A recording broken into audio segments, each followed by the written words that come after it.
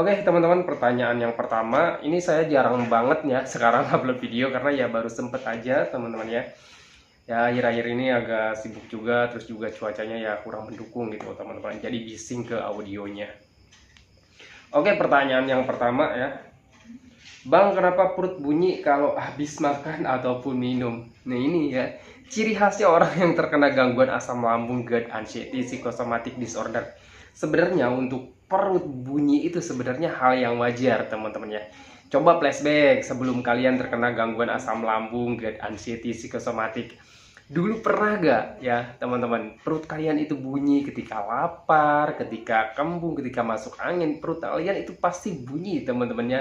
Dan itu sebenarnya hal yang wajar teman-teman ya. Cuman nih sialnya, bagi orang yang terkena gangguan asam lambung, GERD, anxiety, psikosomatik, hal sekecil apapun, hal sesepele apapun itu selalu dipikirkan dengan berlebihan. Nah itulah ciri khasnya orang yang sudah terkena anxiety disorder gitu teman-teman ya. Kecemasan yang berlebihan, sensasi sedikit, sensasi yang sebenarnya hal yang wajar tetapi dipikirkan dengan berlebihan. Waduh, jangan-jangan ini penyakit berbahaya, waduh jangan-jangan ini penyakit berat, waduh jangan-jangan tandanya mau mati. Jadi itu aja yang selalu dipikirkan.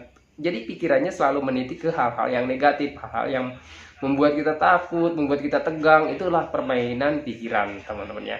Sebenarnya untuk perut bunyi ya ketika makan ataupun minum itu wajar teman-teman ya. Dulu juga kita sering alami, walaupun ya kita dulu nggak makan nggak minum pun itu ketika lapar juga sama perut bunyi teman-teman ya. Dan saya sering dia mengalami ini tuh, dan bahkan sebelum saya terkena gangguan asam lambung, GERD, anxiety, dan itu bukan hanya saya teman-teman ya, itu keluarga saya, teman saya, pokoknya banyak yang mengalami itu teman-teman ya. Itu sebenarnya hal sepele dan hal yang wajar, cuman ya gitu, saya juga dulu seperti itu teman-teman ya. Jadi selalu rasakan sensasi di tubuh ya teman-teman ya.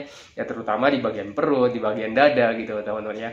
Itu selalu dirasa-rasakan ketika ada sensasi kecil ataupun sedikit, diperbesar lah gitu teman-teman. Nah itulah yang membuat kita itu makin cemas teman-teman ya. Ketika kita berpikir kemana-mana ya, kita pikirkan dengan berlebihan, itu kita itu menjadi cemas ya, cemas berlebihan, terus gelisah, takut ini takut itu gitu teman-teman ya. Alhasil itu yang namanya kecemasan, ketakutan teman-teman ya, itu mempengaruhi asam lambung. Dan ketika asam lambungnya terpengaruh ya, alhasil ya mungkin kapasitasnya ataupun pH-nya itu bertambah karena asam lambungnya terpengaruh oleh stres ataupun oleh kecemasan, oleh ketakutan gitu teman-teman. Alhasil timbullah kembung, begah, dan sakit ulu hatinya. Karena apa? Karena banyaknya gas yang menekan gitu teman-temannya. Nah jadilah pikirannya makin kemana-mana karena sensasinya makin banyak ya, pikirannya makin traveling kemana-mana lagi. Dan terus aja gitu aja berputar gitu teman-teman.